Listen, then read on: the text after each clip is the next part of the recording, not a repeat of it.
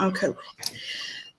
Good afternoon, good evening, and good morning to all our friends. I have with me a very special guest today, our friend Abu Yazid, or as some people may know him, C.L. Edwards of Preacher to Muslim. He is part of the Consider This TV network, and he is a very dear friend to me. This is actually episode 1 of Veiled in Virtue, my channel. This is episode 1 of the brand new series, Convert Chronicles, where a Muslim revert joins us to share with us their personal coming to Islam story. So tonight, Abu Yazid is going to share with us his personal story. Just to give a very short introduction for him, he used to be he'll give a more detailed introduction, but from the bit that I know about him, he's been a personal friend of mine for about 3 years now. He used to be, surprisingly, a anti-Muslim hate preacher. Through his interactions with Muslims and Dawah and meeting Muslims, he, started to be exposed to Islam that way. It then kind of slowed his roll a little bit and realized, wait a minute, I might be going down the wrong path here. Through a lot of self-reflection and introspection and just a lot of studying, he realized, hey, wait a second, I might be going down the wrong path. And that eventually led to him accepting Islam. He's now involved, obviously, in a lot of dawah. He has his own channel. Everybody, please give him his channel a follow and a like and a share. Preacher the Muslim, you can see it on his on his name down below. And I will let him take it from here. Bismillah, alhamdulillah, wassalatu wassalamu ala rasulillah. And I will put myself on mute and let him take the mic. Please share with us your story, Brother Abu Yazid. Bismillah, I begin with the name of Allah. Ashhadu an la ilaha illallah, ashhadu anna Muhammadur Rasulullah, which means in the Arabic language into English, there is nothing worthy of worship but Allah, the creator and sustainer of the universe, the supreme being, and Muhammad of Arabia is his last and his final messenger. Peace be upon those who accept and are keen to listen to the guidance. You heard a short introduction, but inshallah, I will fill in more details about my personal story and my personal journey. My personal story and journey goes way back, further before than the time that I was born. As someone in America of African and Native descent,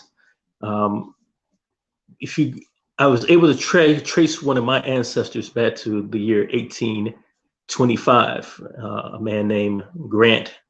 And Grant most likely was a slave in antebellum America, in the South of America.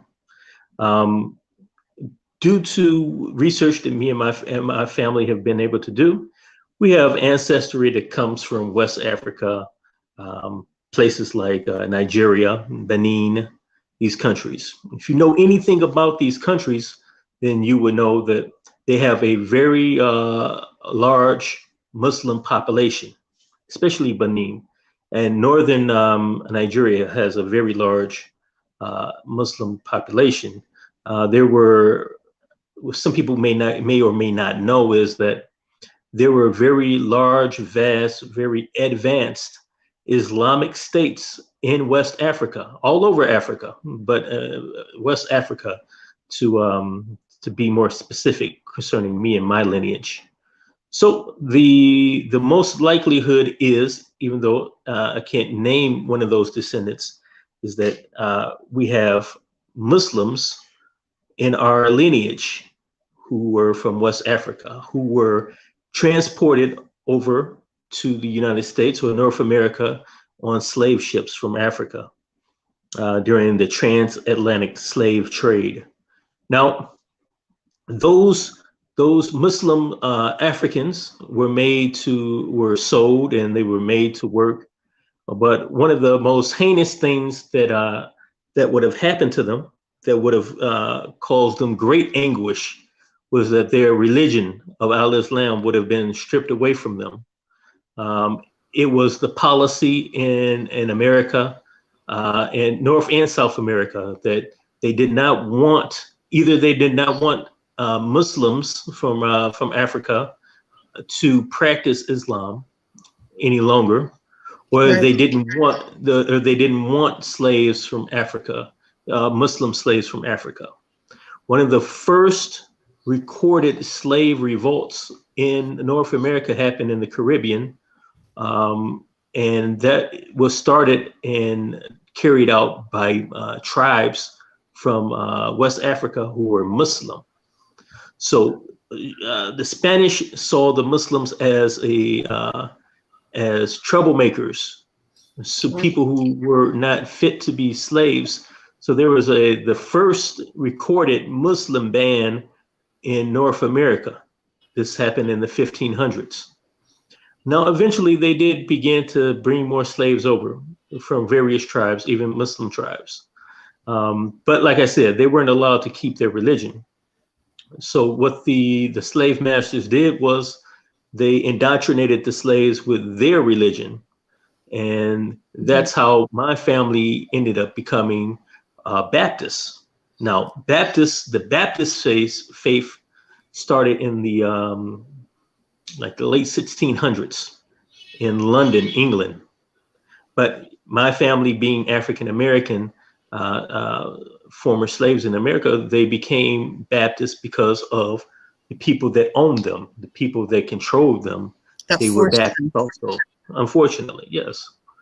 Now, not too soon after the Civil War, my family was involved in building churches in the South for a particular denomination that was called the Missionary Baptist Church. The Missionary Baptist Church was different from the Southern Baptist Church, seeing that the Southern Baptist Church was mostly white. It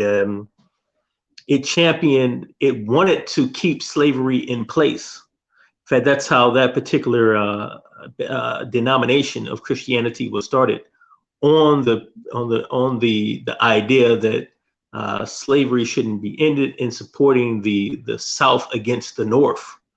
But after the Civil War was done, my family became free. They were part of the Missionary Baptist Church, and they ended up building two different churches in the Deep South. Now, as time went by, you had what's called Jim Crow after slavery. So Black people weren't left alone after slavery. There was an institution called Jim Crow. First, there was the Black Codes, which regulated Black people, which told Black people where they could go, when they could go, what time they had to be in the house. A Black person couldn't go into certain places, couldn't live shop without being told. It's like Nazi Germany with the Jews. You know, the Jews were forced to wear stars with the letter J on their clothing to mark them, and they had regulations that regulated them and kept them underneath the German population. Well, and in reality, the Nazis got many of their ideas from the United States of America, and Hitler spoke about this in Mein Kampf.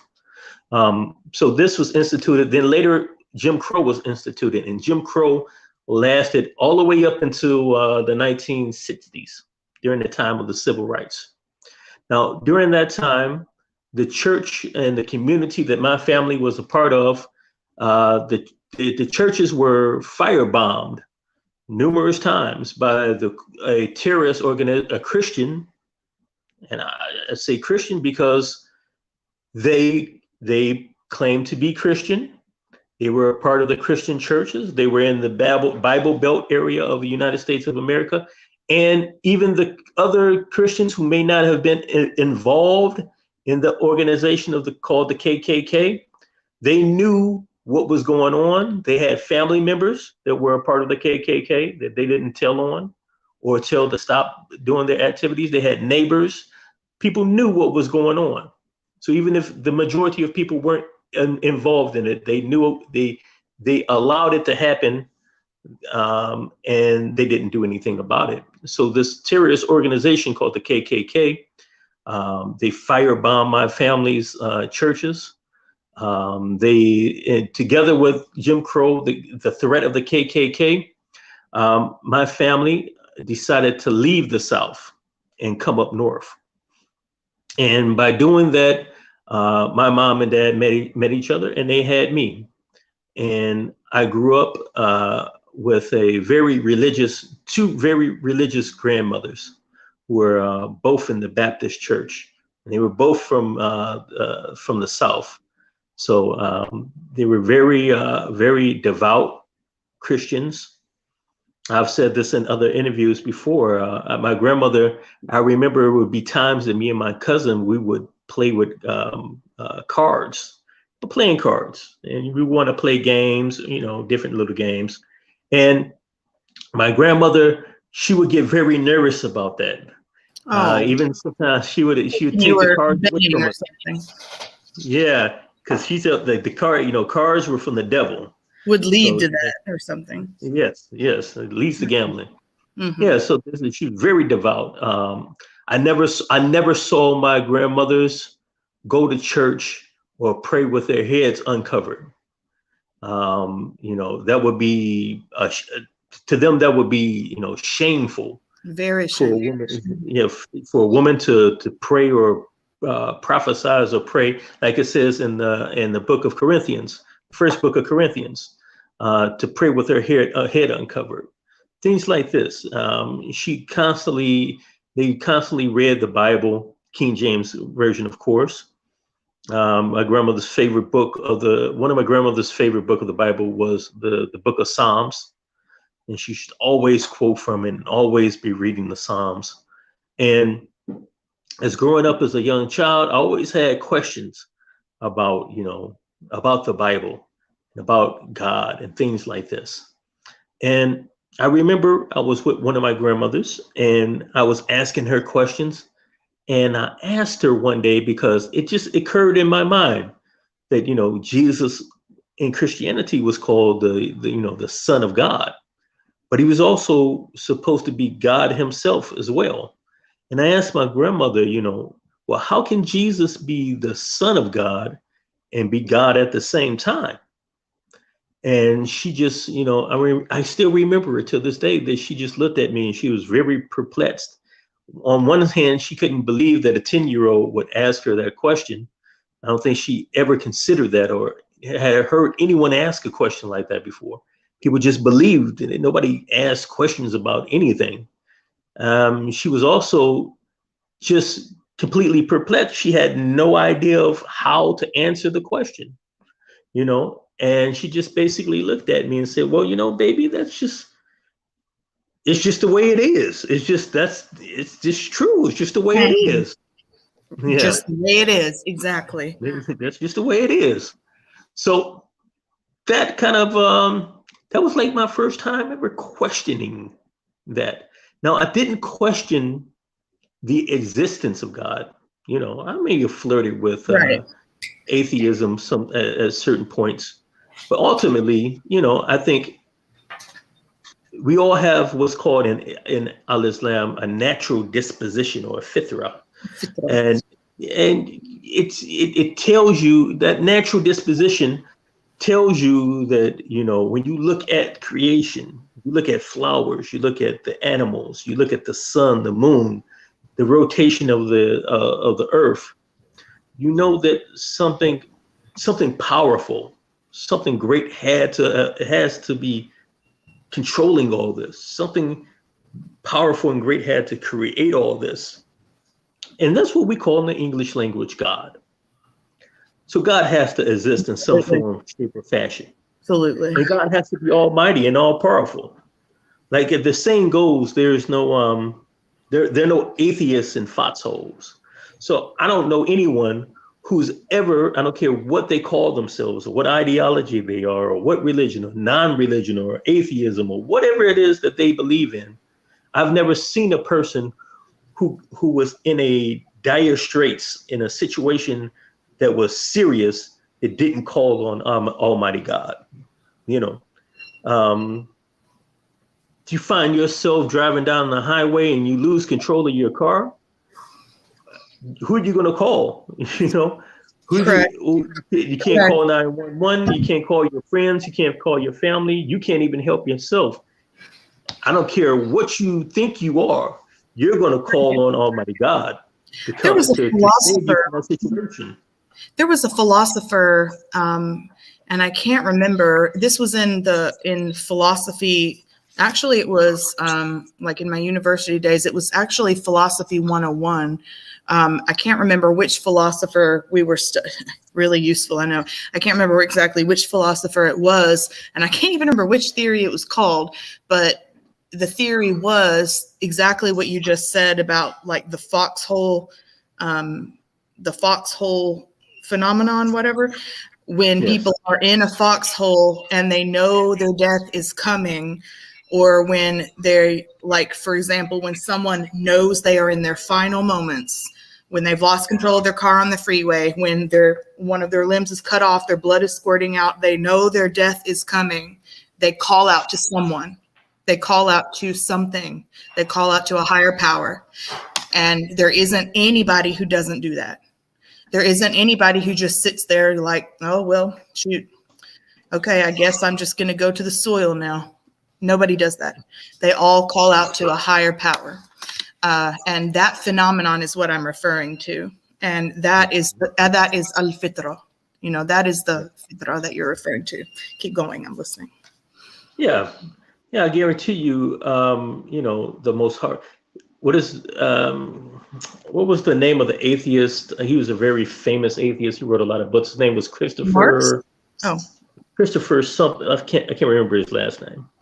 He was from England. He was very famous, and he died from cancer. You know, he was that's one of strange. the top atheists. Wrote all types of books, gave all types of lectures. But I guarantee you, you may not have Hitchens? seen it on the news. You may have not seen it on television. But when he was dying of cancer in his last moments, I guarantee you he prayed to God. Was it I Hitchens? would bet all the money that I have. Is What was it that? Hitchens? Hitchens, yes, Christopher Hitchens. That's his name. Christopher Hitchens. Yep, Faithful brother. hardcore atheist. But I guarantee you, when he was he was getting ready to take his last breaths as a you Absolutely. know, to dying of cancer. He was not, you know, some strong, resolute atheist I'm gonna die not believing in God. Yeah, right. I'm an I hope. emergency nurse. I say that all the time, but I'm an emergency nurse. I see people die all the time. Mm-hmm. I promise you, they all, lots of people aren't conscious when they die, you know, but Yeah. at the moment that they transition from being awake to not being awake, they're either screaming at people to save them, or they're begging and pleading for us to help me, please. Oh my God, God, please help me. Jesus, help me. They're calling out to Jesus. They're calling out to God. They're calling out to whatever they believe the higher power is. There is never anybody ever that I have seen who is like calmly sitting there saying, oh, well, we're all going to die anyway. Nobody is like that. They are frantic. They are scared. They are, you know, it is not, I mean, unless they are like a hospice patient and they're expecting their death, and, you know, it's a different situation. That's different. But, you know, it is, they all call out to a higher power. All of them. Yes. Every single one. Yeah. And so, how do you explain that this is a phenomenon that happens with all human beings? regardless of culture, regardless of race, regardless of language, regardless of ideology, time, space, whatever. It has to be something that's built into human beings. Even scientists even theorize that, being religious, being spiritual is something that's built into just the human psyche. It's built into us. Absolutely. Look at when until recently, we have communism with the USSR, China being a communist states that say that they don't believe in God as a state. These are recent phenomenon. But if you look at indigenous societies, you look at societies from the past, they've all been spiritual. They've all been religious. They've all had, every people group has had some form of system of spirituality. All human beings. That has to, common sense has to tell you that's something that's built into us. That's the creator made us that way. That's by design, like everybody has a language. Everybody forms communities. Everybody has currency. These are things built into us. Spirituality is also that way. It's built into us, and all of us may have different forms of spirituality or religion, and people go on their journeys, and some people arrive at the journey, and some people don't arrive at the journey. That's also part of this whole entire journey of being alive in this universe. God has given us a free will. Everybody's not. Some people are going to make it, and some people aren't going to make it. There's a day of judgment where people will be held accountable for their actions and their words and what they believed in and what they did and what they didn't do. Some people will be rewarded for their actions, and some people will be punished. And again, that's another belief system that's a part of every culture. Indigenous cultures, first world cultures, third world cultures. We all believe that there's life after death. Like karma and stuff. Yes, absolutely. Yeah, 99% of the human race believes there's life after death. Believes there's some form of accountability that happens to a person after this world, after this lifetime, whatever it could be. And even ancient cultures, like the Anunnaki and all of the super Sumerians and stuff. This is so interesting to me. I'm sorry. I'm interrupting. I'm so sorry. Look at the ancient Egyptians, a society that people admired because they were such an advanced civilization in ancient times. But look at how much manpower and wealth they put into constructing the pyramids and the various monuments and mummifying bodies, because they believed in the next world. They believed there was an afterlife. They believed there was a judgment. They believed that the heart would be weighed. The good deeds would be, they believed all these different things.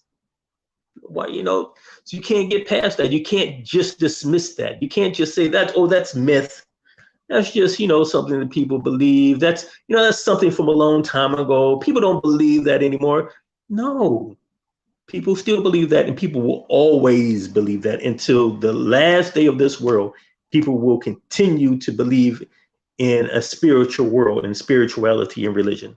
You can't take that out of a human being's nature and out of their mind. You can't remove that. So even with my ancestors going through the transatlantic slave trade, going through slavery in the South, going through the Black codes, going through Jim Crow, having their original religion, whether that was Islam or some indigenous African religion, having that taken away, they still were spiritual people. My family were very deeply devout, spiritual, and religious people for the most part. Now, when they came up north, there was a change, unfortunately, because even with the mass immigration of Black people from the South to the North to work in factories in places like Chicago, Detroit, and, LA, different places like this, they were put into certain areas in the big cities. So there was discrimination and segregation even in the North, where Black people were basically herded into small areas in certain cities. And then those areas were deprived of economic opportunity.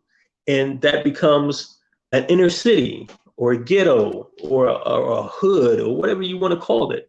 And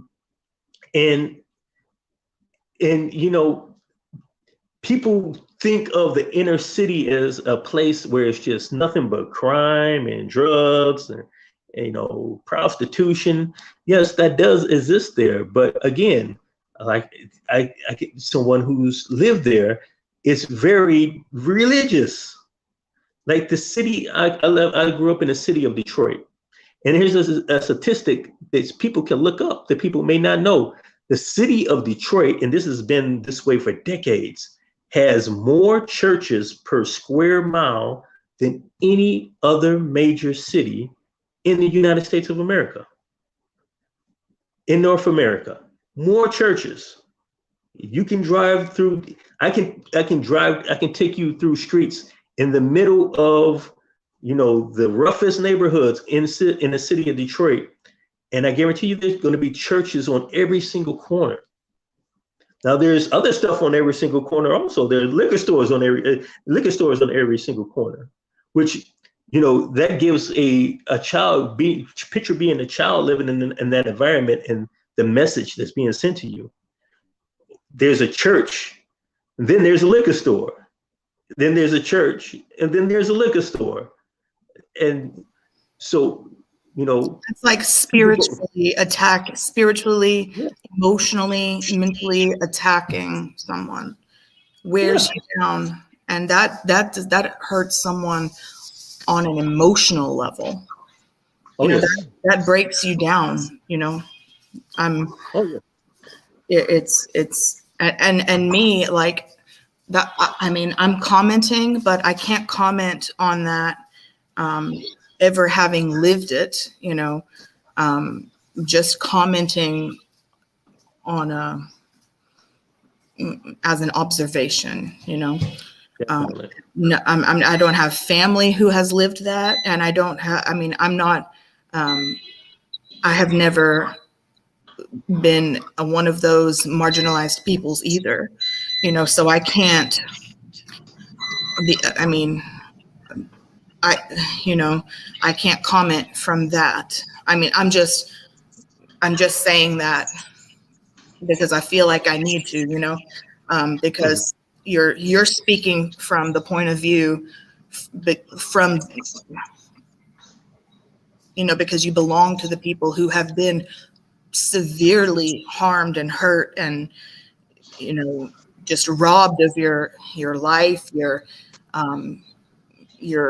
heritage, your culture, your religion, everything.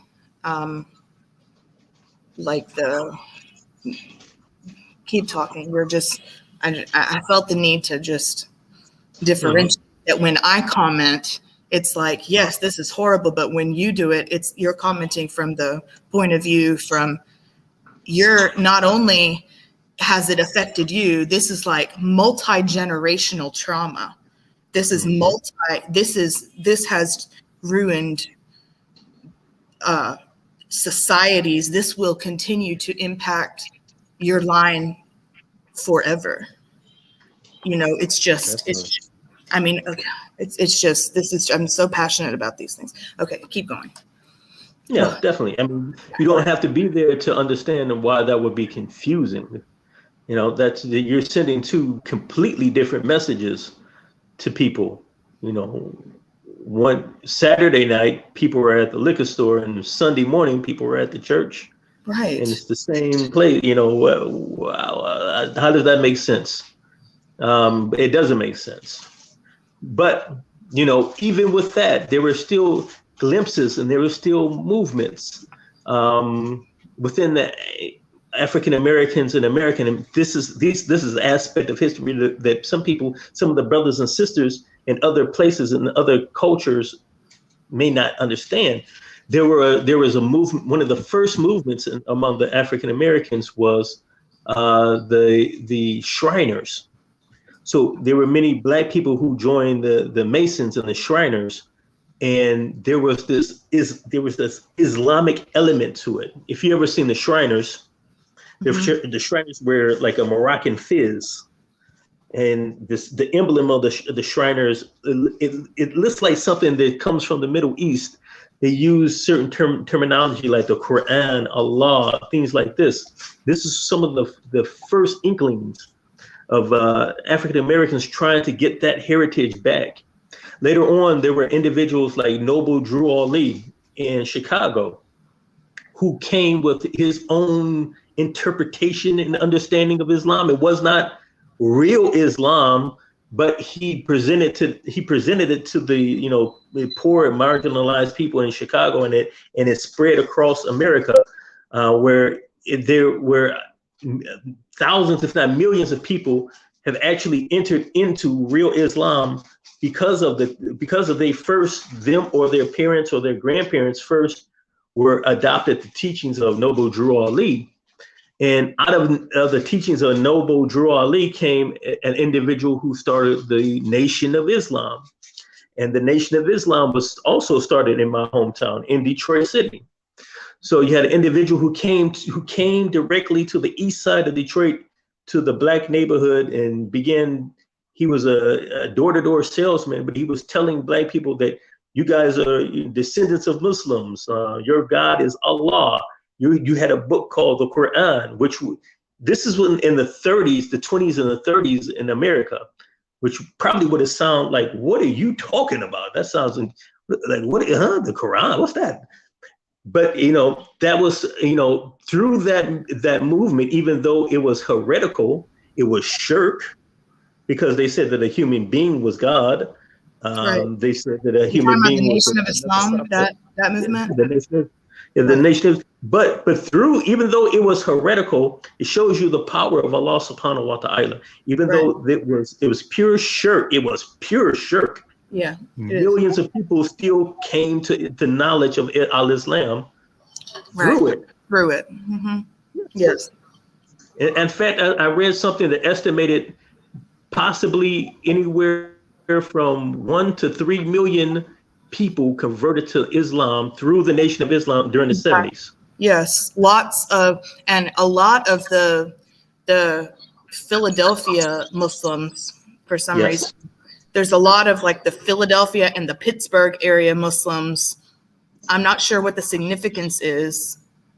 Well, a lot of a lot of their grandparents and their parents were in that movement.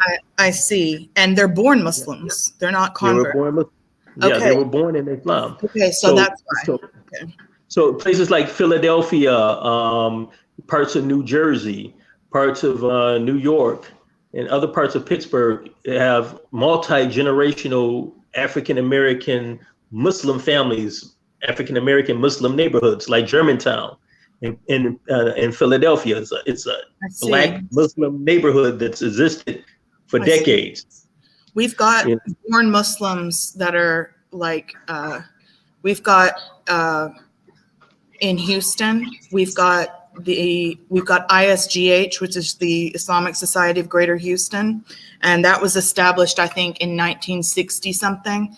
And we've got born Muslims who are Black. Most of them, the born Muslims, are Black, Black or biracial or Asian, Southeast Asian, Pakistani, Indian, whatever.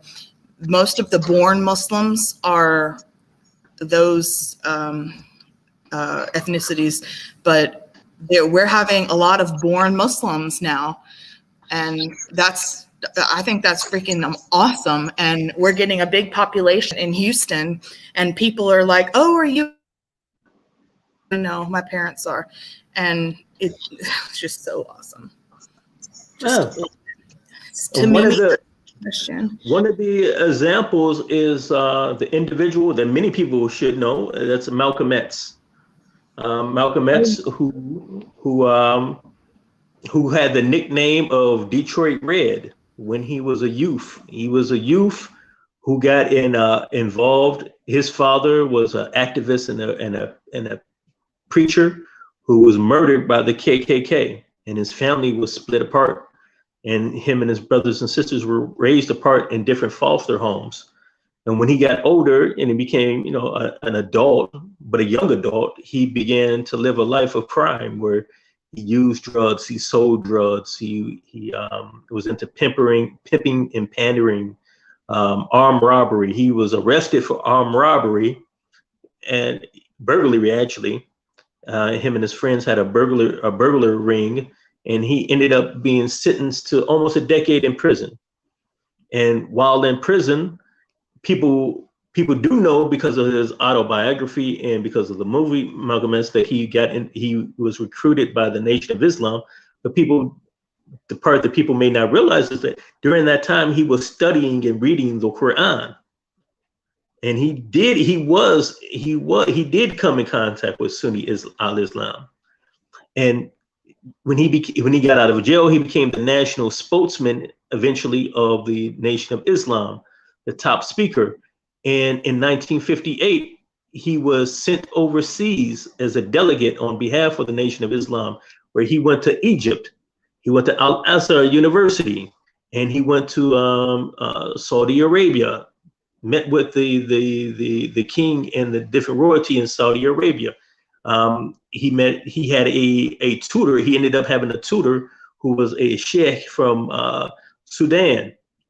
This is before he actually went on Hajj. He didn't go into Hajj until around 1965. But what people don't understand is before then, back in 1958, he was already coming in contact with authentic Islam, Sunni Islam, coming in contact with scholars from Al-Azhar, and with scholars who were then at that time trying to put together a Islamic university in Saudi Arabia, which would eventually become the University of Medina.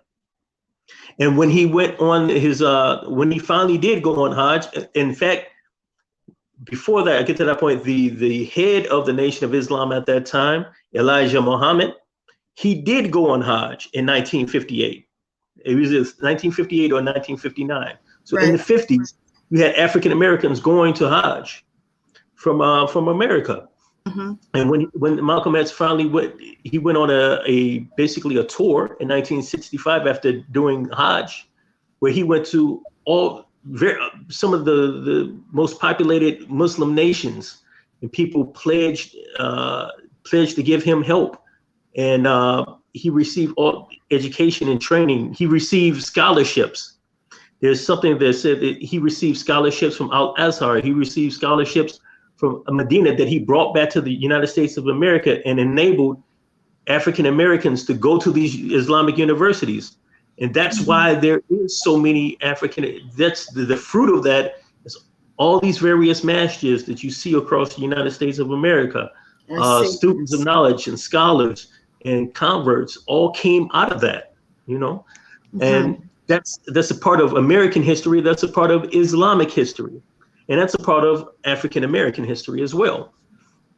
And that, mm-hmm. Sorry, Brother Tamimi asked a question. Is it true whites are not allowed in One Nation mosques? I'm not sure. Does One Nation mean Nation of Islam? I think he wants to say Nation of Islam. I think that's what he was trying to say. Mm-hmm.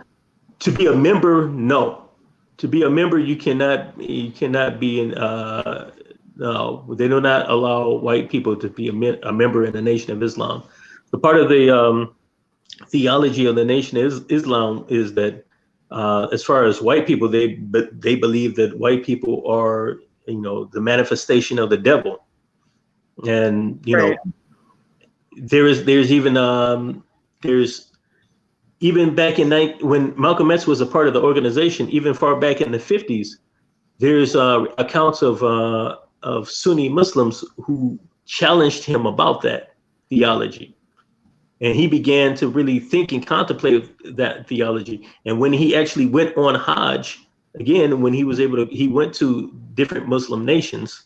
And in particular, when he went to Saudi Arabia after completing the Hajj, and he saw Africans, people of African descent in these societies who had positions, who were scholars, people of knowledge. When he saw an African imam lead the salah, and he saw people with light or white skin following him in prayer, it changed his heart, and he no longer believed in that particular belief any longer.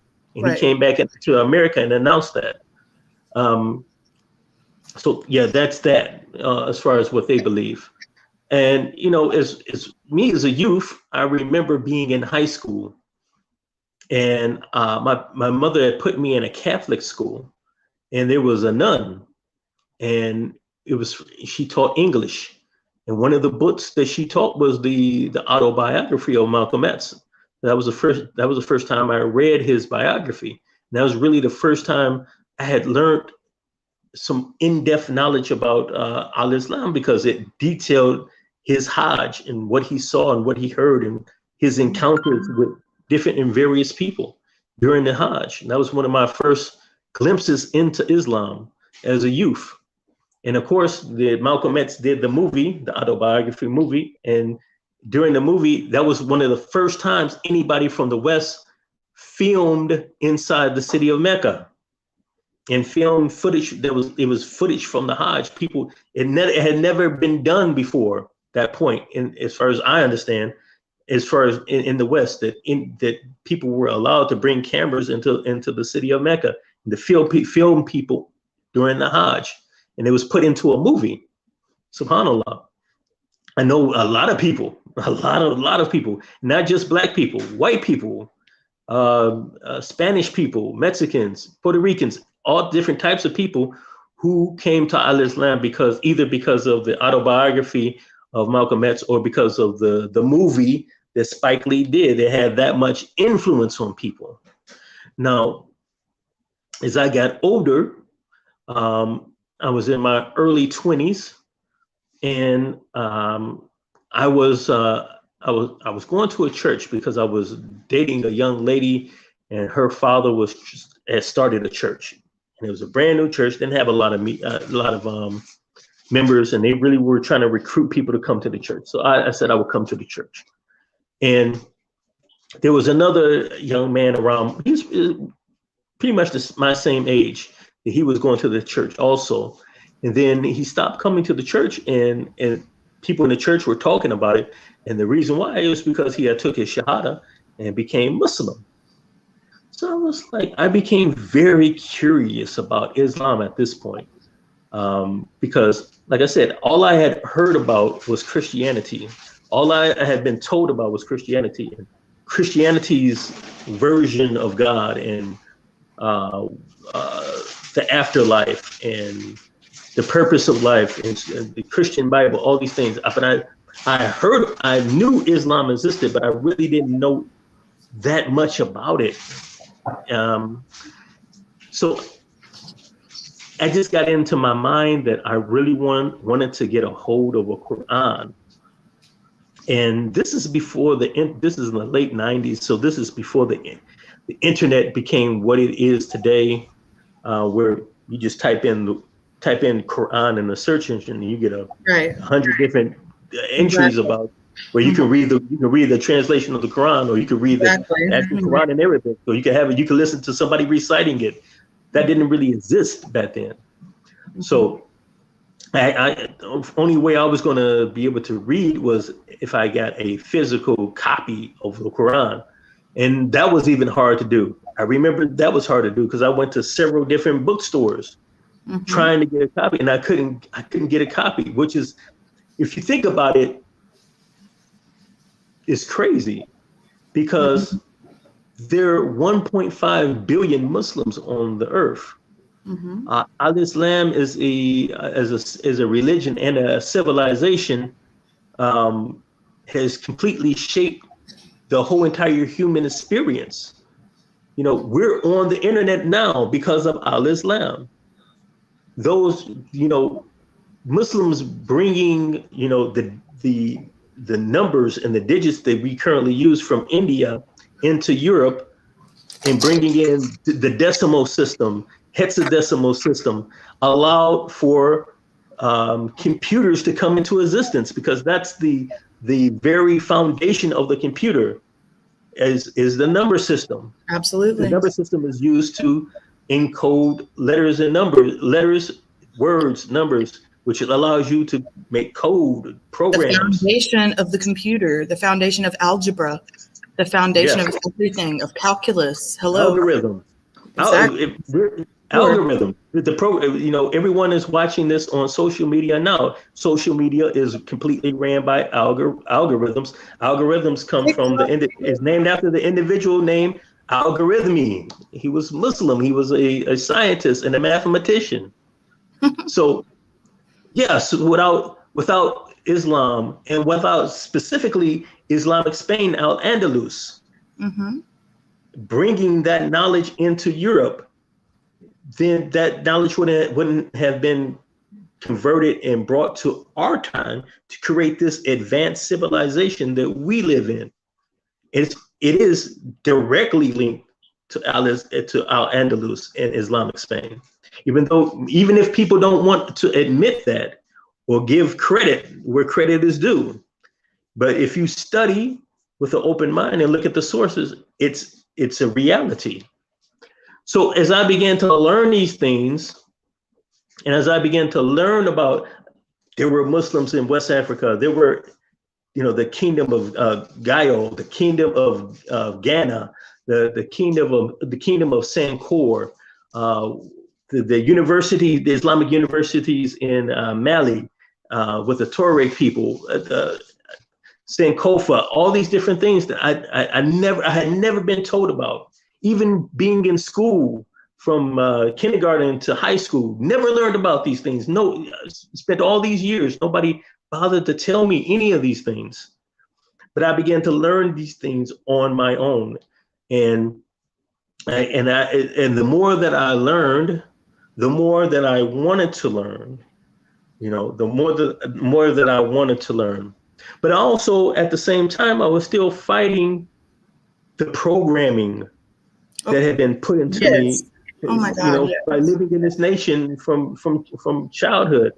So, the programming of the dominant society about what spirituality is supposed to be about and what religion is supposed to be about. To revert to al-Islam requires a large amount of fortitude. It requires a large amount of strength, especially in this society, especially in America, especially post 9/11, because the hostility and the prejudice that is so ingrained into the society towards Muslims and towards al-Islam that, in my opinion, it goes all the way back to the times of the Crusades. We're still in a society, the media, the school system is still repeating mythologies from the Middle Ages about Muslims and about al-Islam. And we live in a time where you can't do that with any other people group. You can't say certain things about LGBTQ. You'll be canceled in a minute. You can't, to a certain point, you can harbor ill feelings towards African Americans, but you better not say anything about it in public, or you can get canceled. You can't say anything about women, or make discriminatory comments about women, or things like this, or you will be canceled. You'll pay a price in society that'll harm you and affect you. But you can still say all types of Islamophobic statements about Muslims. You can say all types of. You can say anything you want about Islam. It's almost open season. It's almost open season, and there's really no consequence because we have our own personalities, newscasters, politicians, presidents, senators, Congress people Anything who when it's a Muslim are savages. yes, That's how it is. Muslims are savages, and you can say that about them because they are evil, and that's just how it is. And when you say, hey, wait a minute, you don't get to, and it's like, I'm over here, I had to take my glasses off because I was shedding tears because of it. It's I mean, it's so true to me. It hits, I've been a Muslim for 15 years. It's hit me so hard, and it hits me so much. I've lived this truth. You've lived this truth. I've also lived this truth. It's so, so true in America. Muslims are vilified, absolutely vilified. Oh my goodness, absolutely vilified. When you're visibly a Muslim, you are vilified. Oh my goodness, so vilified. I'm taking notes for like other shows. Muslims vilified in America. Keep going, I'm listening. I'm coming up with like more show topics to do from this show right now. Keep going. This is great. Muslims. oh, definitely. So, yeah, like I said, to make the decision not only to believe in Islam, but to live as a Muslim and to live unashamedly as a Muslim. Again, in some circles, it takes a lot of courage. Now, some places are that, like if you live, like we just said, in the inner cities of Philadelphia or Newark, New Jersey, or parts of Brooklyn, parts of Detroit, parts of Chicago, if you're Muslim, nobody's going to bother you. Nobody cares about you being Muslim, because those are communities that have experienced their own discrimination. So they understand, not to discriminate against other people, or they're a little bit more open-minded. But in the more dominant society, there's still these very these backwards, old school attitudes. And I've come to the conclusion that a lot of it is, of course, ingrained, but a lot of it is fear-based. The people have a fear of anything. It's almost programmed into the society to fear anything different. Everybody must be the same. Everybody, we talk about people coming into America and assimilating, come in and be just like everybody else, think like everybody else, believe like everybody else. And whoever comes in and is this that's different, you're automatically you become a threat. People become afraid of you. People think they have to contain you, or they have to do something to you.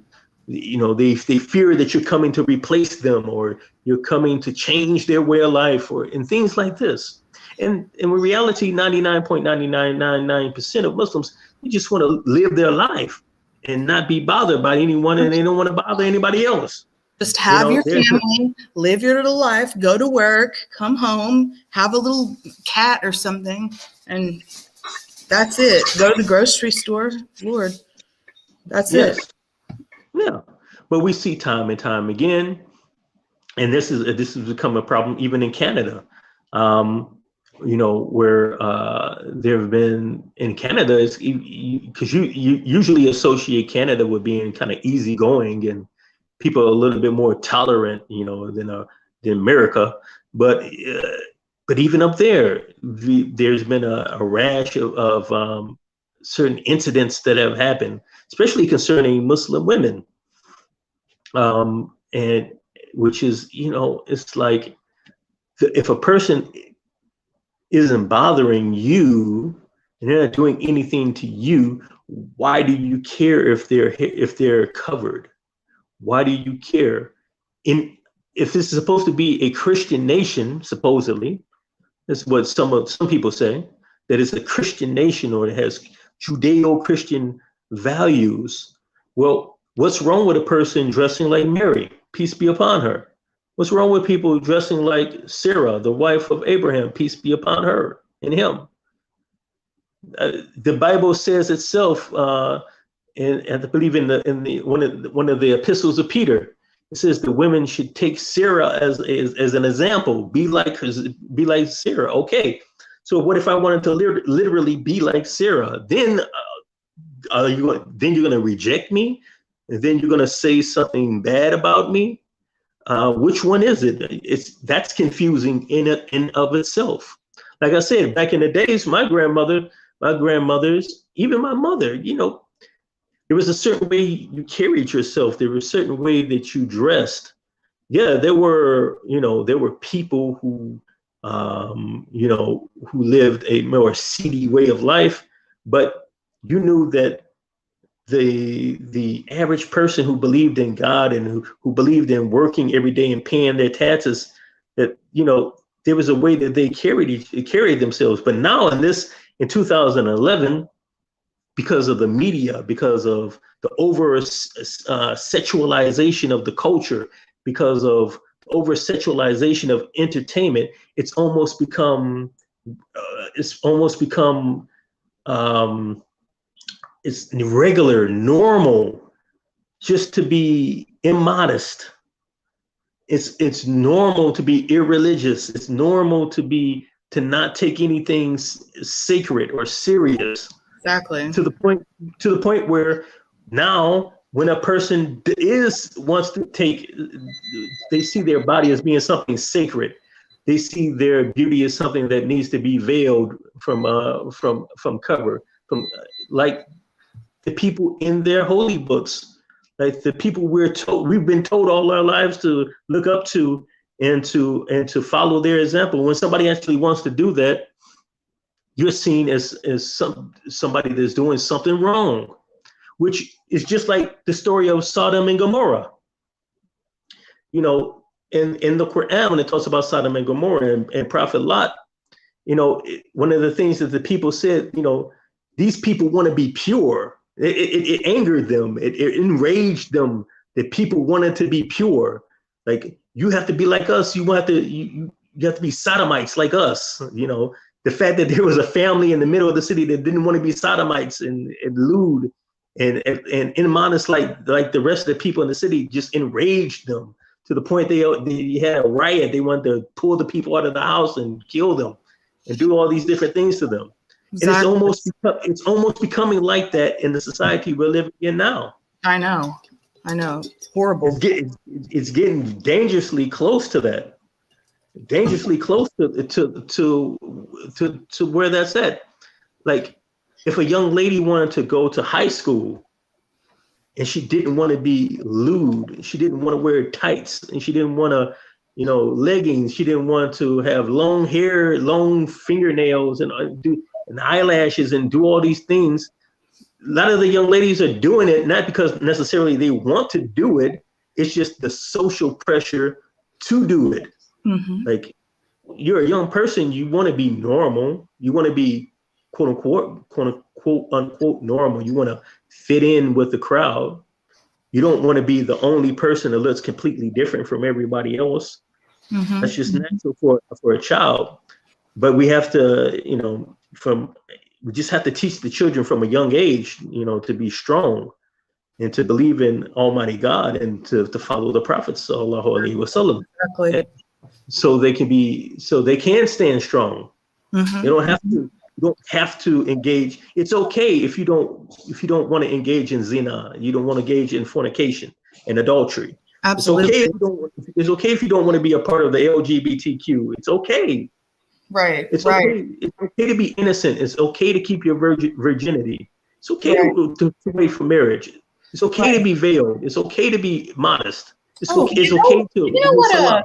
One of my younger cousins told me that she said that she was going to be changing her pronouns to she, her, and they, and I was like, okay, well, why are you adding they if it's she and her? And she said, well, I'm going to add they because everybody else is doing it, and people are going to single me out if I don't do it, if I don't add they. And I said, well, do you want to add they? And she said, no, I don't even know what it is, but why? But so I'm just going to do it. And I said, well, honey, that's not something to do if you don't even know. And she's 11. She's 11 Wow. years old. Yeah. And I was like, what?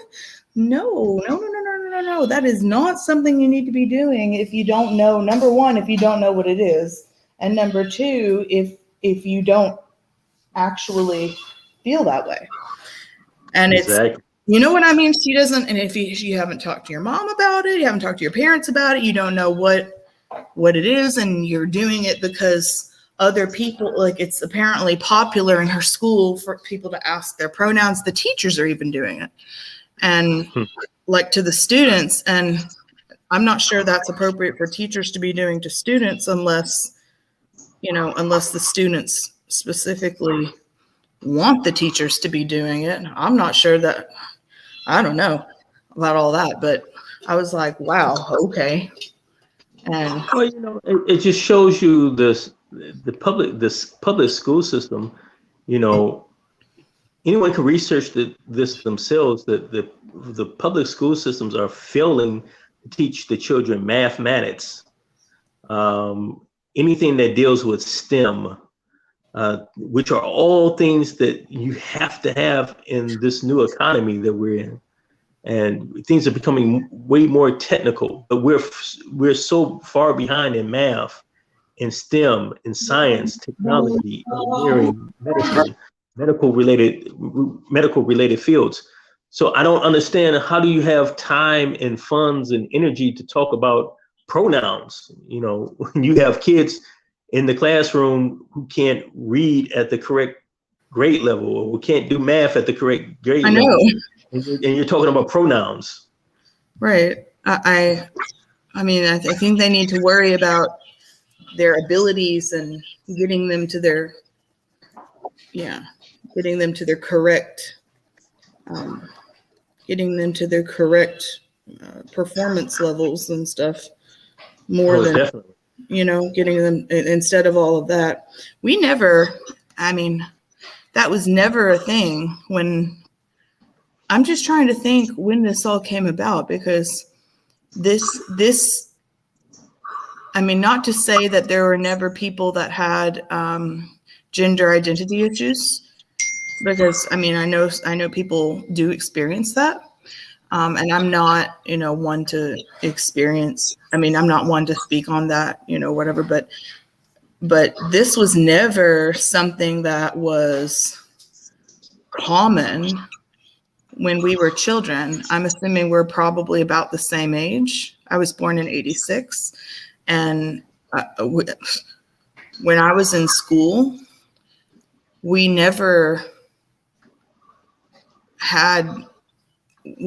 like, I'd like to be called they. I've never heard or seen anyone.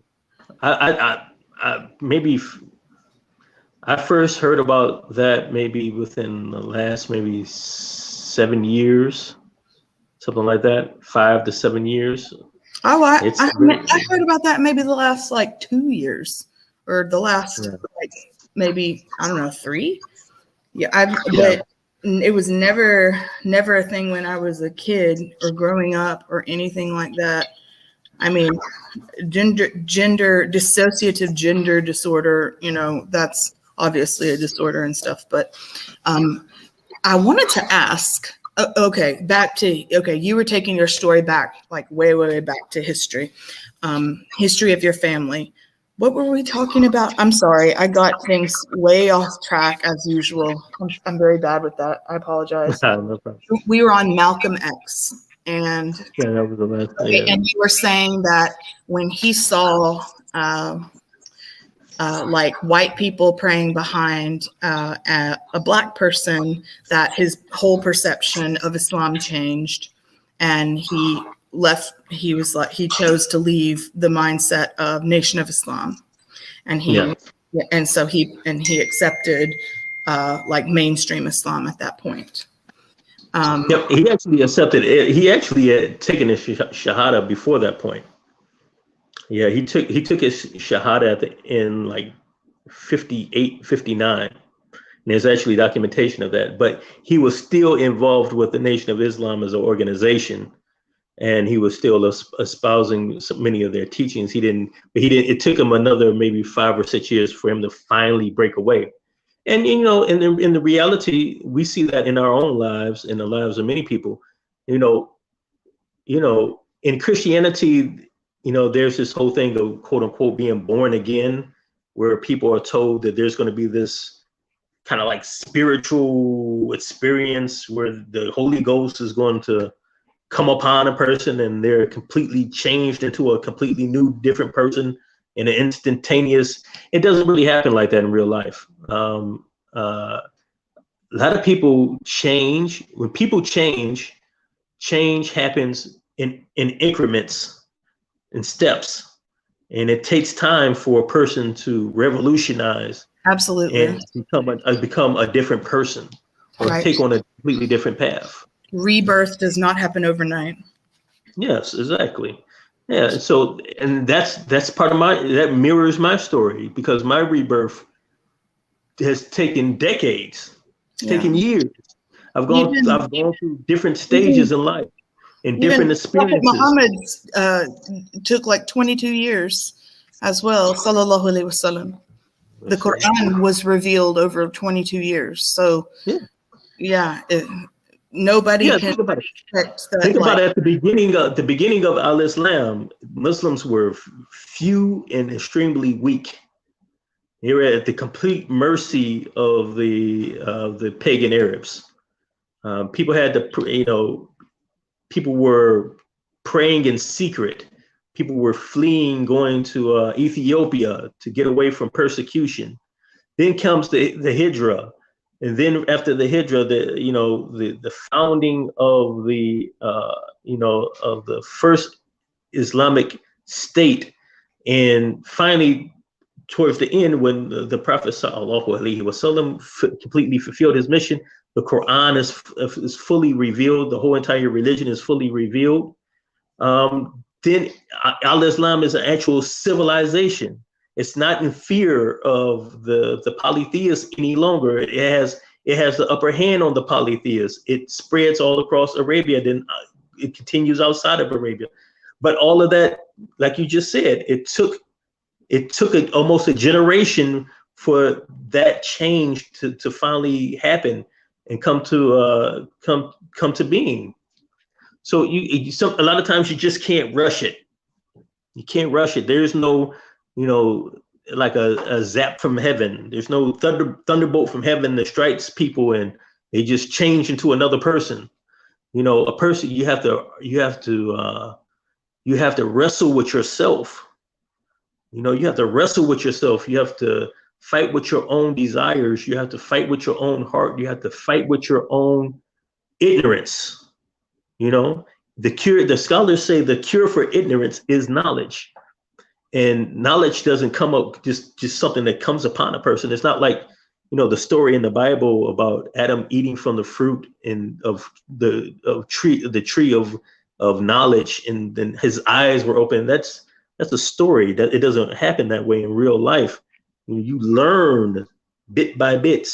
That's how you get knowledge. Learning day in and day out until you come out of ignorance and you start manifesting and coming out of ignorance, like being resurrected from the dead. You're resurrected out of ignorance into some type of understanding and knowledge.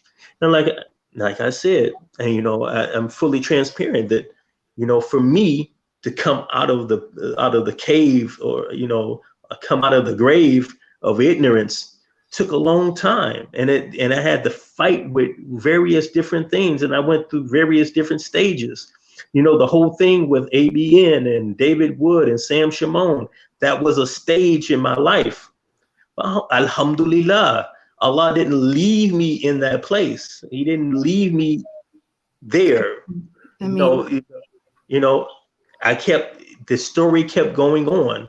Even with my own self, I wasn't content to stay in that place at that stage. You know, I was still growing as a person. I was still transforming my thinking and transforming my mind and growing and you know, becoming a new person. Like the caterpillar, you know, becomes a butterfly. It has to go through this lifetime, and it has to go through these stages, and it has to get in the cocoon, and it has to finally come out for these things to happen. And that just tells us, when, you know, this whole thing of dawah, like, you never know excuse me, how dawah can affect a person. You don't know how it affects a person, or whether a person is really listening, or if a person really heard it. Exactly. Whether it actually reached that person's heart. You don't know. That's why you have to give the dawah. Absolutely. Upon the, you know, the methodology of the prophets, upon the Quran and the Sunnah, of course, with good manners. Oh yeah. And you give it to everybody equally. You give it to the person who is nice and they act like they want to hear it. And the person who isn't that nice and maybe a little bit bitter and a bad attitude, and there's a lot of ignorance in that person, you still got to give them that. Right. No, the hard part is you could be pouring your heart into it, heart and soul, literally your heart and soul, and you could be trying so hard. You could be like biting your tongue, you know, like literally biting your tongue, trying so hard, and believe me, those who do dawah understand it's sometimes it's equally hard to bite your tongue for certain individuals as it is to do dawah and have the dawah be effective, because certain individuals will bite back, and be very rude and very just, you know, goodness. And it's so hard to keep going with certain individuals sometimes. And then you're like, oh my goodness, I'm wasting my time. Why am I going? Why am I doing this?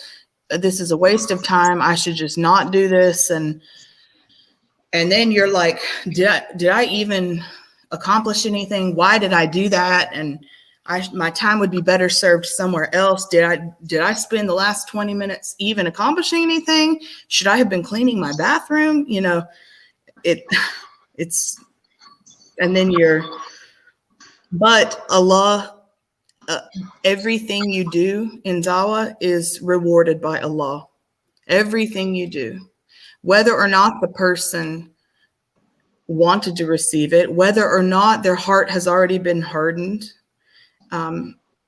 because Allah, you know, so the hearts of some people are already hardened, but we can't do anything about that. And especially if it's online, maybe someone else will see it. That's the part that I hope to push. Yeah, that's the part that I want to go on. But I had a question. The part about the David Wood and all those people, what were their sort of motives, to when they try to reach out to, or I don't watch any of their stuff really, but is their main message strictly anti-Islam stuff, or do they do actually do they share the message of Christianity ever?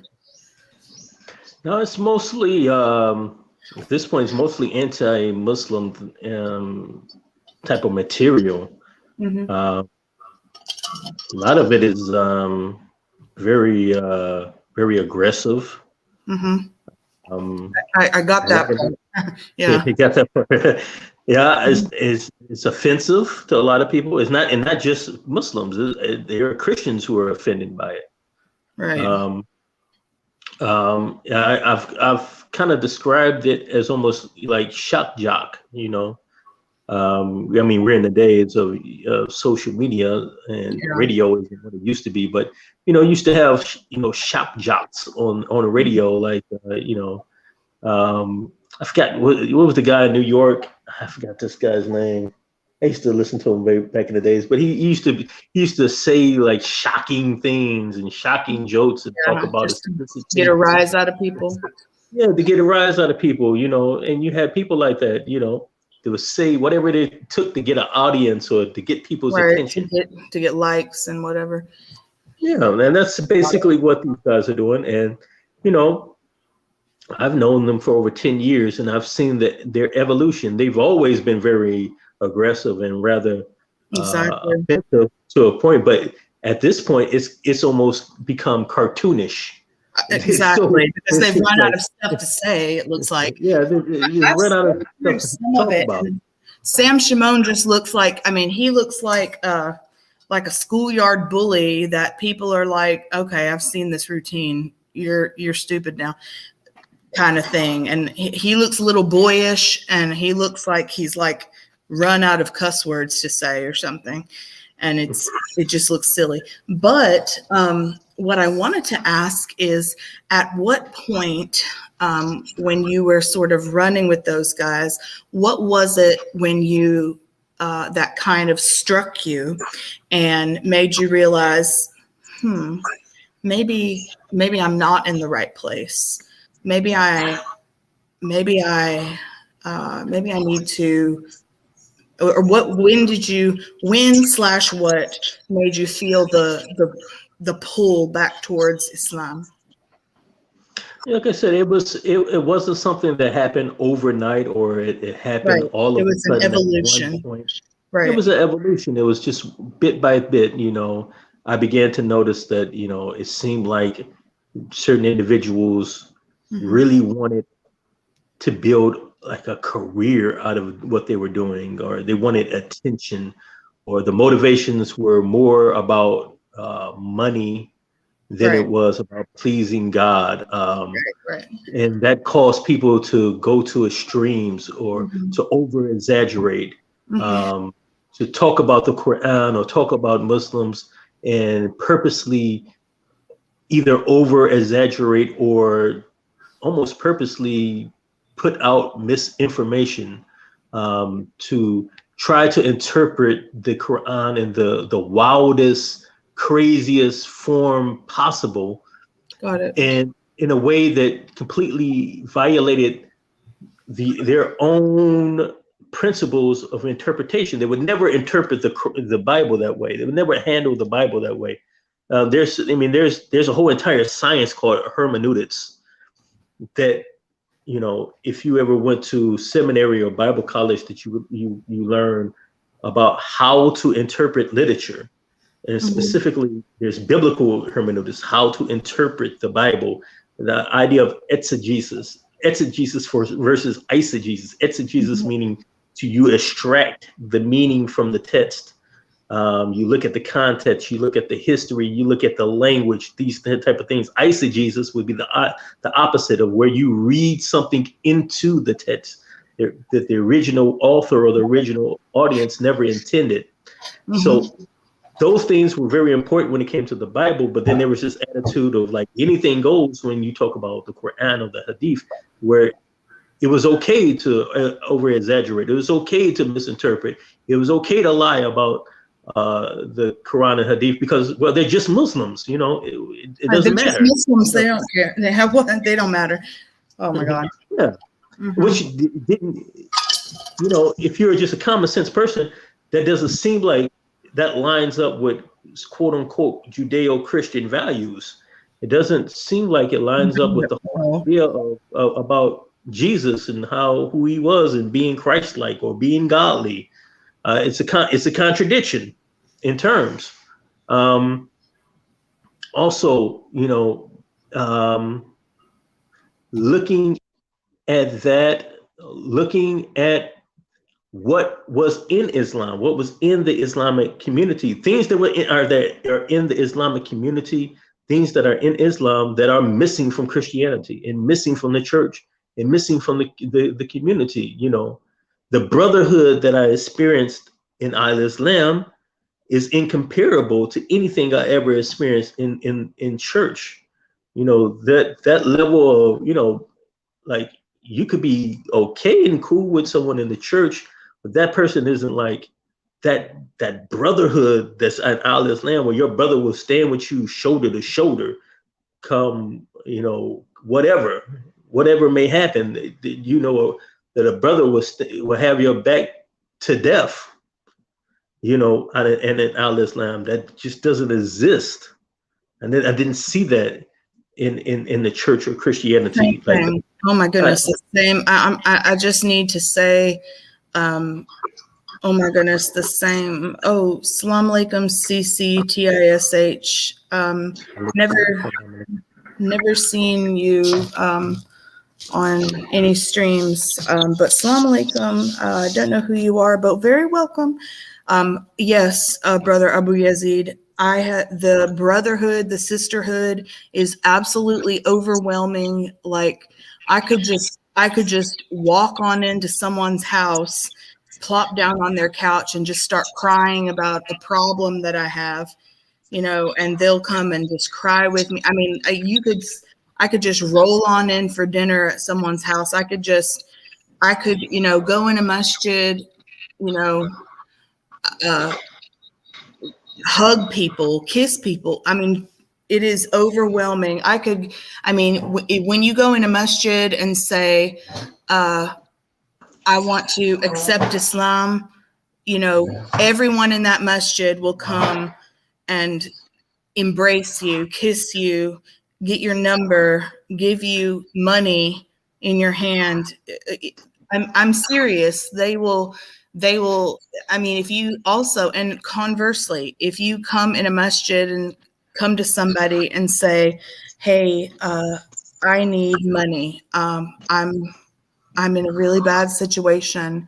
People will pull out their wallets and they will say, okay, here, I have $100 in cash, but what do you need? Like, do you need a desk? Do you need a computer? I have a computer. I can loan it to you until you can buy one. They will say, okay, well, I'm a nurse. I can take care of your loved one until you get home health set up. I've done that before for somebody. I'm completely serious. Like, we form a community, we barter, we take care of people, we take care of our community. Oh my goodness, it's a community. And of course, not everybody has a very large, huge community that can do that, but everything that we can, we do. And we have the expectation and the, you know, we rely on each other. It's like, I guess the term, we have each other's backs, because we know that a non-Muslim won't have our back like our Muslim brother or sister will. When I get a patient, and I mean, not that I treat patients differently, I'm a nurse, you know, that's not to say, no, I would treat a patient. Well, it's not a good example. Let's not use that. But like, if I, you know, in the masjid, it's very different. Like, I know if I see a sister in Islam, I know that she is my literal friend immediately, even though she's a stranger. Same with a brother in Islam. Like, I had an accident once, and like, I was rear-ended, and there was so I was out there, you know, calling the police, and 3 cars stopped. They were all Muslim brothers, and they barricaded. One stopped in front of me, one stopped beside me, and one stopped behind me, and barricaded my car so that nobody would hit my car, you know, on the side of the road. They just, you know, protected me like that. And that's how, and these were complete strangers on the road, men that I don't know. And this is Islam, you know, this is how it is. I had a moment. I started rambling. Let's get back to it, Brother Abu Yazid. Let's go. Yeah, and that not to paint the picture that every single Muslim is like that, or everybody is going to have that same experience if they go to any random masjid. But I've never seen when I've seen it, I've never seen anything like it before anywhere else, and it is directly attached to the teachings of Al-Islam, the teachings about hospitality and the teachings about adab and manners that are encoded into Islam. That is encoded into Islam. That when you are to show brotherhood or sisterhood pleases Allah, and you are receiving you're receiving good deeds that are going to benefit you on the day of judgment. I tell this is a true story that I've never experienced before any time in my life. I went with a group of brothers to a conference in Chicago once, and we were on the north side of Chicago, and we were going to basically get a room at a hotel, and a brother was like, "No, you're going to come to my house, and not only are you coming to my house, me and my pregnant wife are going to go to my mother's house, so you can have the house to yourselves." He did not know us, never met us before, and he gave us his house to stay in for a weekend to be at this conference. And I know he only did that for the sake of Allah. And like I said, I've never experienced anything like that. That's like, people don't do that in modern times. Like maybe back in the 1800s, people did something like that. People don't do that in Chicago in modern times. Only a Muslim. I can firmly say that only a Muslim would do something like that. Correct. No one else would have any motivation to ever do something like that. So mashallah. So I mean that's one thing. That's one thing. Also, the issue of the nature of God Himself. The issue about what does it mean when you say monotheism? What does it mean when you say there's only one God? It's something that should be very simple, and it makes sense to the common person. You tell somebody there's only one God, there's only one creator. They know they common sense tells you what you mean, but in the Christian faith, it's made to be overly complicated because of this attachment to these doctrines that can't be found in the Bible explicitly, and that didn't come from the lips of Moses or Abraham or Jesus, peace be upon them. And I'm talking about the doctrines of the Trinity, Right. The doctrine of the incarnation of Christ, the doctrine of the dual nature of Christ, the deification of Jesus. So it's just not, oh, God is one. Okay, God is one. All right, Almighty God, you worship Him. You don't worship anybody else. We only call on Almighty God. But God is three persons. Okay, God is three persons. Does not. Yeah, God is three persons, but these three persons, they're not three gods. You're not worshiping, when you worship these three persons, you're not worshiping three different gods. You're worshiping one God. This one God happens to be three persons. And then one person becomes a human being. And then one person died. And the one person who becomes a human being, he dies on the cross. He died on your cross for sins. And the way it's growing up, when you're given these doctrines, it's made to sound good. It's made to sound like, the best thing you ever heard. But if you ever just sat down and just used the common God, the God-given common sense to really ponder and think about these things, it doesn't add up. It doesn't make any sense, and it's completely full of contradictions.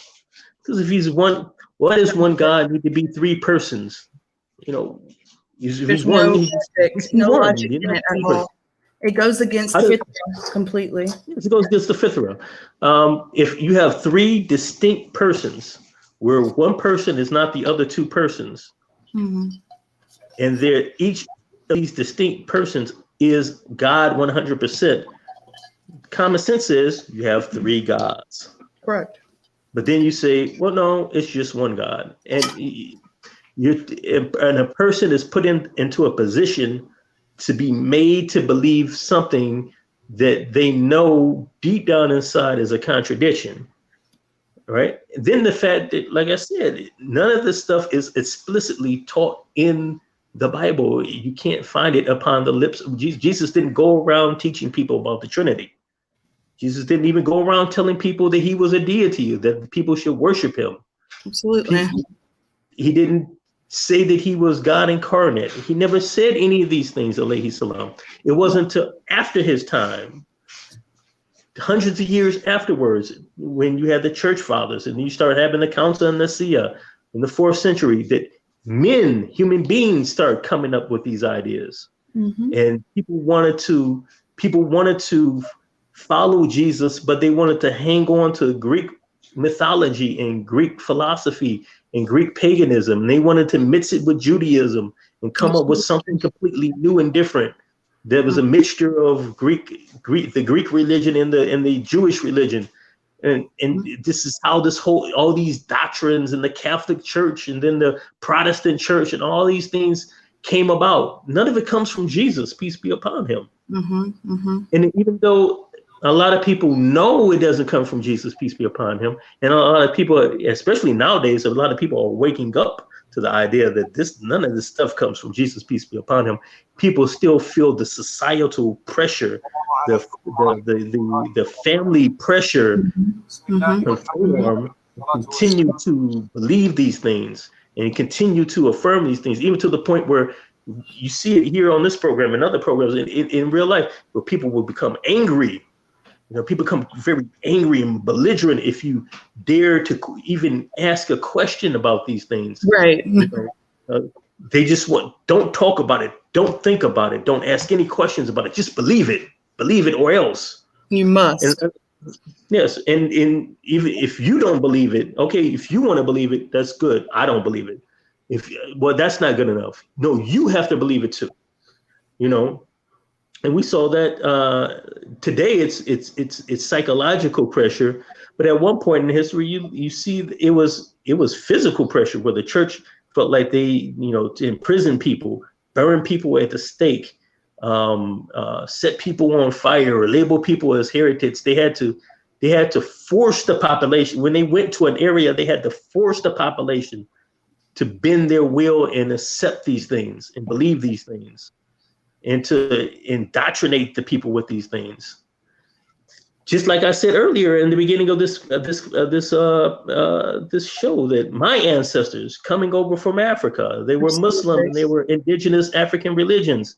The system of slavery had to take that, remove that, and put Christianity into them and brainwash them with it in order to make them adhere to it. Even while their own slave masters were supposed to be Christians, they were whipping them and raping them and killing them and working them to death.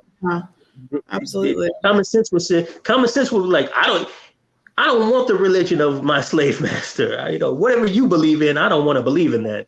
But to be able to use psychological warfare on a group of people to make them embrace the belief system of the people who are brutalizing and torturing and discriminating against them. Oh, it's making me sick. It's making me absolutely sick. And you know what's even worse? It's every single, there's like one group of indigenous people in the world that has been untouched by Christian or European colonization. One. And they're like a very, very, very isolated group of like islanders in the New Guinea area, Papua New Guinea area. One. Literally one.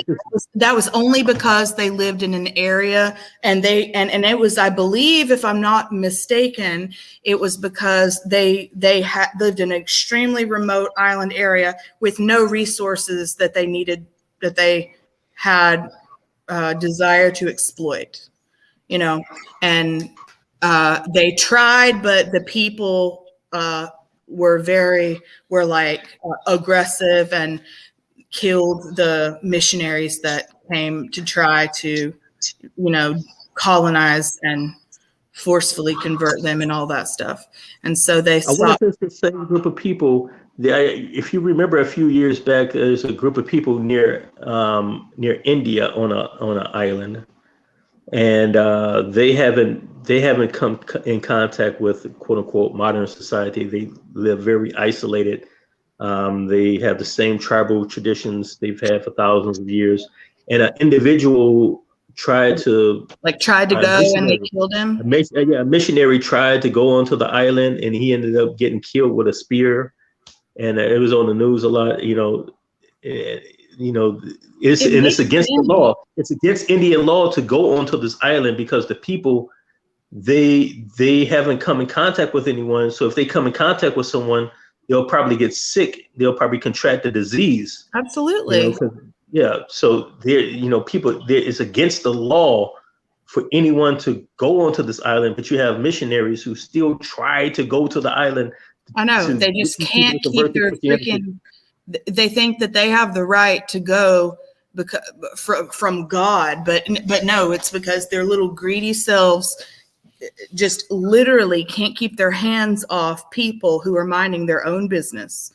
I mean, if that's not selfish, I don't know what is, literally.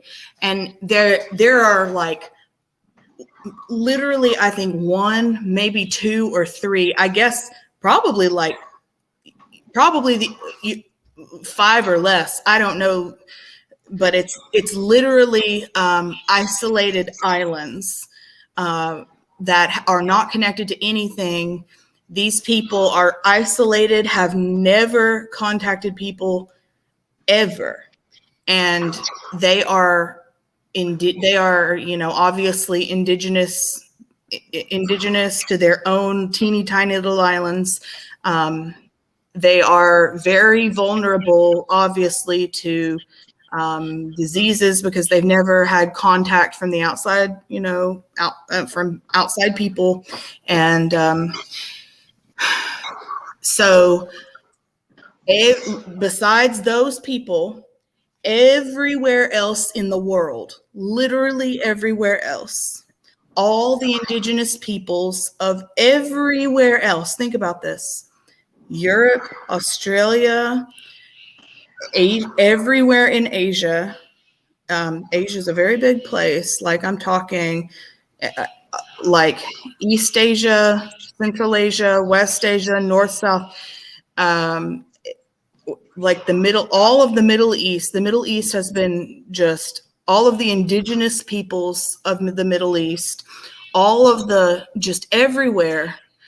And then it's been a crazy crap show in, North and South America and Canada and the Arctic with the residential schools. They're finding mass graves of indigenous children. All the world has been hit by colonizers, by white Christian colonizers. And the indigenous peoples of all of these places have been slaughtered, enslaved, and just, bought, sold, captured. Exactly what Abu Yazid talked about. And it's been everywhere in the world, all throughout history. And it's just a freaking tragedy. It's so gross. It's just so gross. It makes me sick. So gross. It makes me sick. Islam abolished slavery, and it's the only system that's actually fair, explicitly fair. I'm going to give the mic back to you, Abu Yazid, because I could go on and on about this. It's just Yeah, but everything you said is correct. Even in West Africa, when Islam came into West Africa, the reason why you had Muslims and indigenous Africans who still practice indigenous African religions together on the same slave ships is because Islam didn't wipe out the indigenous practices of West people in West Africa. There were still people who didn't convert to Islam and still stayed with their tribal religions. And those people, they weren't wiped out. They weren't put in mass graves. They weren't put into concentration camps to be reprogrammed. Absolutely. They were, they still, they were allowed. They were these tribes even in Islamic kingdoms, the kingdoms of Ghana and Gao and Sankofa and all these different kingdoms. There were these indigenous African people who still practiced their tribal religions. They were inside the kingdoms and they were allowed to still exist. But the reality is that would never happen in a Christian paradigm, because when Christianity came to an area, it was just a part of the mentality that you could not allow people to stay believing whatever they believed or stay with their own culture or stay with their own way of life. They had to be converted, and they had to be converted even if that meant coercion and violence and manipulation and programming. Even the Native Americans and indigenous Americans, we mentioned not too long ago, the story came out with the mass graves that were found in Canada at basically where were really concentration camps. There were Christian schools for Native children, but the Native children were taken away from their parents against their will, or the parents were manipulated into allowing their children to go to these schools. And the purpose of the children going to these schools were to be indoctrinated, to have their native languages, their native dance, their native traditions, their native spirituality removed from their minds and to be Christianized, to the point where, when you have mass graves where people were tortured or people were killed if they didn't conform or if they were seen not to be of use. And it's one of the greatest paradoxes that you could ever imagine, especially if from the standpoint of a Native American. Think about it. You're told to believe the people who came to kill you, to pillage you, to take your land, to ridicule you, to say that you were a witch, you were practicing witchcraft and paganism, and who demonized you, somehow are morally superior to you and have a better, more moral system. They're supposed to be saved and they're supposed to have the Holy Spirit, when they behave like some of the most biggest devils in recorded history. It's just reality. And that's why Malcolm X, peace be upon him, may Allah have mercy upon him, it was on record as saying when he came back from Hajj in 1965 that he said the one thing that America needs most is to learn about Islam. Absolutely. It would change the complete dynamic. We're talking history. If you were to study Al-Andalus in Islamic Spain and the Islamic sultanates that came up in France, all the way up to Sweden, to present day Sweden, there were Islamic sultanates and kingdoms, Islamic kingdoms. It transformed Europe. It brought Europe out of the Dark Ages. But for whatever reason, I don't know, maybe I need to study history a little bit more to figure this out. It was almost like the people weren't grateful for that happening. They were offended that happened. It's almost they turned around and then decided to colonize, the lands of the people who came and taught them so much and gave them civilization. It's like it's a weird way of life and a weird way of thinking, and it's not the natural way of life for a human being. No. and it's not a way of life that can be sustained. The West has been in power. West has been in and had this power for a few hundred years now, but it can't sustain itself. It's not going to be some Islamic terrorist or jihadist that brings down the West. It's going to be moral corruption inside the West that brings down its own self, just like the Roman Empire was brought down by its own corruption and its own immorality and other superpowers in the past. The same thing is going to happen unless there's a change that stops it before it happens. And if people, absolutely, and I believe Islam is that change, but if the population don't break out of the mental slavery and change that they're in to be able that's what to it is mental think slavery. about Islam and consider Islam, then they're going to perish in their own ignorance. That's right. That's right. They're gonna. It's like they're stuck in this. It's like when they get stuck in this. I kind of like. How can you verbalize it? It's like when you're stuck in this mentality of like, this is how I am. I'm going to go to work 9 to 5. I'm going to come home. I'm not going to talk to people. I'm going to come home, eat my dinner. I'm not going to treat my wife good. I'm not going to, and that's how your like mindset is. You're not going to like level up in your mental, you're not going to raise your vibration, sort of like, if you want to verbalize it like that. And until you raise your vibration, you're not going to learn anything and be open to really learning anything at all.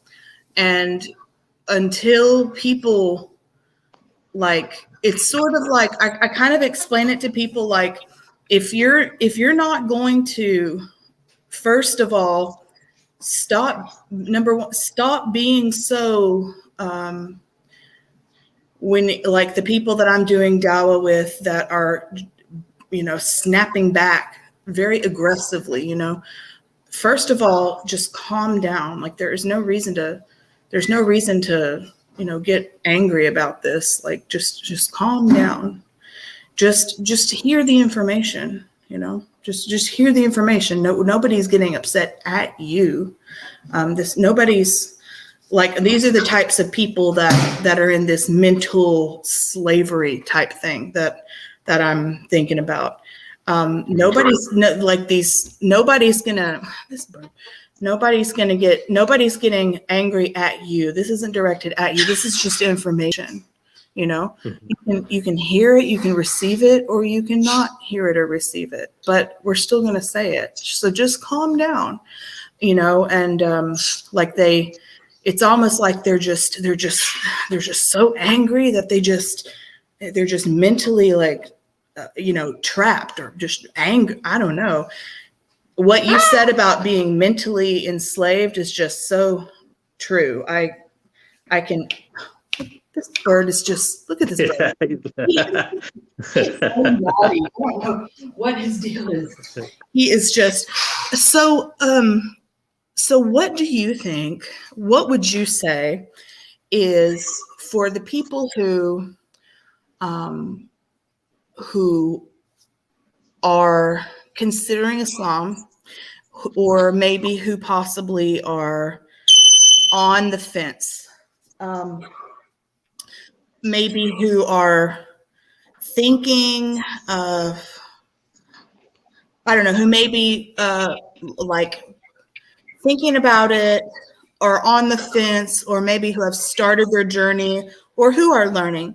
Like as you said, or as we've talked about multiple times, it's not a linear process. It's definitely not an overnight process. What is some advice that you would give a learner? Okay. Now I'm going to tell you, I got 3% power left on my phone. So. Oh no. Okay. So a short. So. Yeah. Wrap this up. Yes, I- wrap it up with some advice to the person learning, some encouraging advice. I would tell that person, God gave you a mind.